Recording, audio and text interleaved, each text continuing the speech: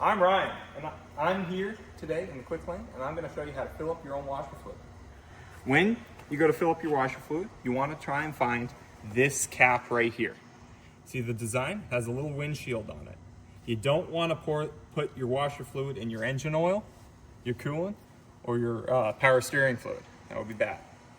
So what you do is you open up the cap, you take your washer fluid, and you fill her up. If you spill a little bit, it's not going to hurt anything, but try not to spill. And then you just fill it up until it's full.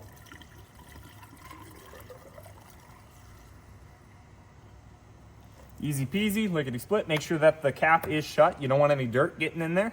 And you are all good to go.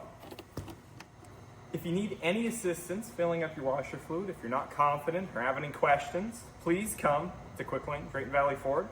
We can help you out.